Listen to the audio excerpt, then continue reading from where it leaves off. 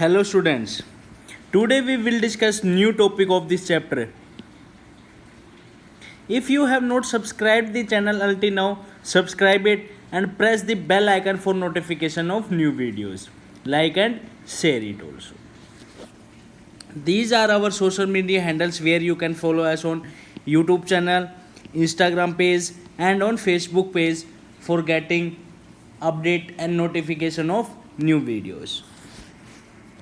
Today we will discuss e-banking in this video. What do you mean by e-banking?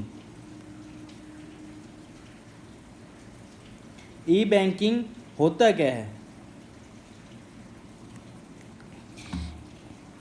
Banking using electronic media. Banking मतलब कि लेन then में, पैसे का लेन then करने में किसका यूज करना? Electronic media like as internet with personal computer, laptop, mobile phone is called e banking. Clear है बात? जो आज हम फ़ोन पे, गूगल पे, पेटीएम जो यूज़ कर रहे हैं वो भी एक पार्ट है किसका? ई बैंकिंग का. क्लियर है बात? The range of service offered by e banking are, जो रेंज प्रोवाइड की है ई बैंकिंग ने वो कौन कौन सी है? जैसे example automated teller machine, ATM जिसको हम बोलते हैं, point of sale, electronic data interchange जिसका शॉर्ट फॉर्म है EDI, and credit card electronic, digital cash, electronic bank transfer, the two way in which EFT electronic fund transfer can be done. किस किस medium से? NEFT national electronic fund transfer and RTGS real time gross settlement. These are the services which are provided by the E banking. ये services है जो कौन provide करवाता है? ई banking provide करवाता है. जो हमारा एटीएम है वो भी किसके अंतर्गत आएगा? ई बैंकिंग के अंतर्गत. क्लियर है बात? अब बात आती है कि इसकी क्या क्या बेनिफिट्स हैं. भाई जो ई बैंकिंग हमें सुविधा मिली हुई है ई बैंकिंग के, इससे हमें क्या क्या बेनिफिट्स है? फर्स्ट वन, ई बैंकिंग फैसिलिटेट्स डिजिटल पेमेंट. भाई इसमें कैश, पहले क्या होता था? ई बैंकिंग नहीं था जब एक आदमी कैश देता था, दूसरा आदमी कैश लेता था. अब क्या हो गया? सीधा अकाउंट टू अकाउंट में क्या कर दिया जाता है? ट्रांसफ़र कर दिया जाता है. तो इसका मतलब कि कैश का, फिजिकल कैश का ख़त्म हो गया. तो and promotes transparency in financial statement. और कभी कभी क्या होता था भाई, अब हम इलेक्ट्रॉनिक से ट्रांसफ़र करते हैं तो हमारे पास रिकॉर्ड रहता है कि हमने इस आदमी को या इस पर्सन को इतना पैसा दिया, इससे इतना लिया. लेकिन पहले के टाइम में क्या था कि हम कैश देते थे, भूल भी जाते थे कि हमने पैसा दिया है, नहीं भी दिया. तो इसका मतलब ई बैंकिंग है वो डिजिटल फैसिलिटेट करती है डिजिटल पेमेंट्स में और प्रमोट करती है transparency in financial statement. E banking provides 24 hours 365 days in a year service to the customers of the bank. जो ई बैंकिंग फैसिलिटीज़ है वो 24 आवर्स प्रोवाइड की जाती है इंटू 365 डेज. भाई एटीएम है 24 आवर्स चालू रहते हैं, कभी भी चले जाओ पैसे निकाल सकते हैं. क्लियर है बात? Customer can make some of the permitted transaction from the office और हाउस और while travelling via mobile laptop. भाई हमें पैसा देना है या किसी कस्टमर को पेमेंट करनी है या किसी को भी पैसा देना है तो हमारे पास परमिशन रहती है कि हम उसको ट्रांसफ़र कर सकते हैं. किसके द्वारा? मोबाइल के द्वारा या कंप्यूटर से या इंटरनेट से. तो इसका मतलब कि अब हमें फिजिकल अपीयरेंस होने की ज़रूरत नहीं है. हमें पैसे चाहिए, हम उस आदमी को भेज देते हैं. हमें पैसे चाहिए, उस आदमी से अकाउंट में मंगा लेते हैं.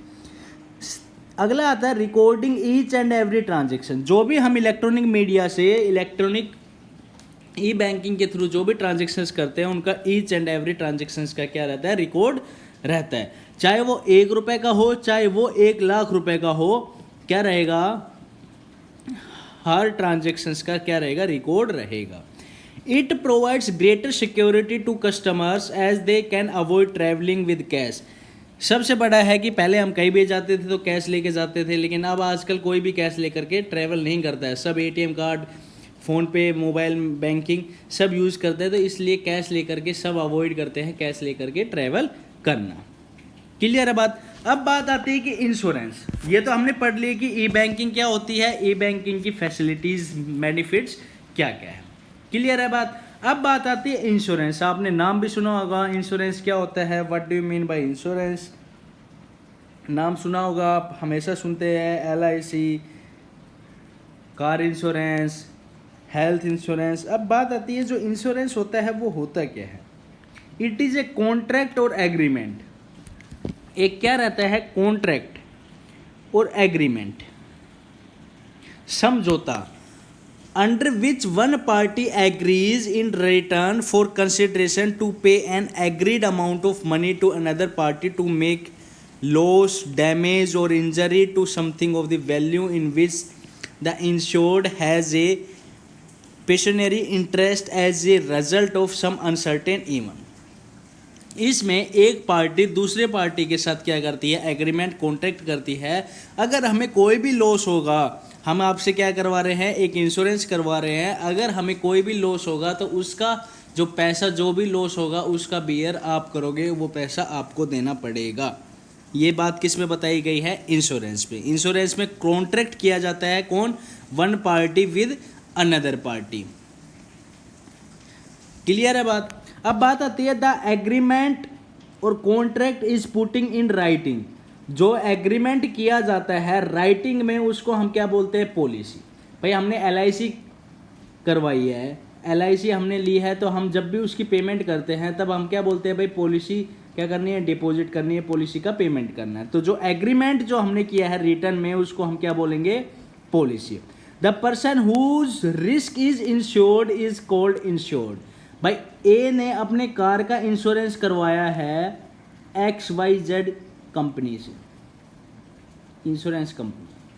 तो इसका मतलब कि जिसका इंश्योरेंस हुआ है, अपना इसने अपना रिस्क इंश्योर्ड करवा लिया, तो ए क्या कहलाएगा, इंश्योर्ड। और जो एग्रीमेंट किया है वो क्या कहलाएगी, पॉलिसी। और जो करने वाला है वो क्या कहलाएगा, इंश्योरर और एश्योरेंस अंडरराइटर।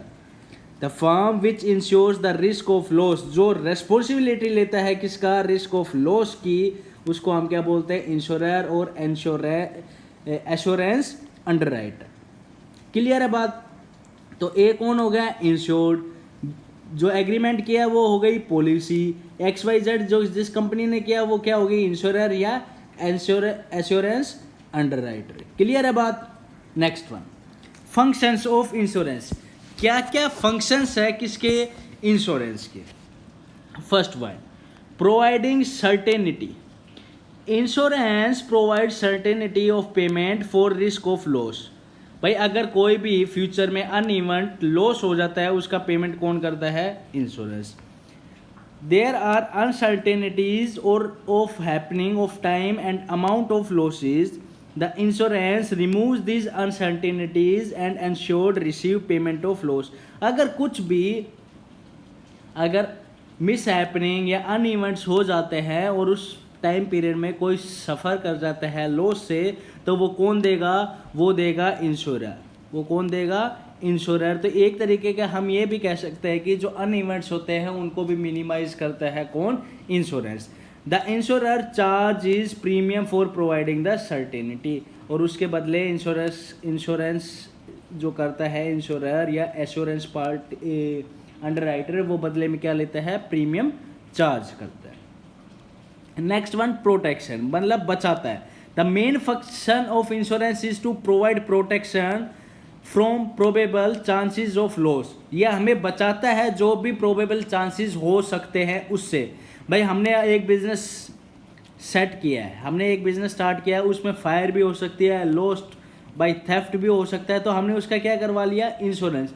अगर कभी भी ये होगी तो हमें कौन बचाएगा, इंश्योरेंस। क्यों, क्योंकि ये हमें क्या देगा, पेमेंट देगा जितने का भी लॉस होगा, क्योंकि हमने इससे क्या कर रखा है, एग्रीमेंट किया हुआ है।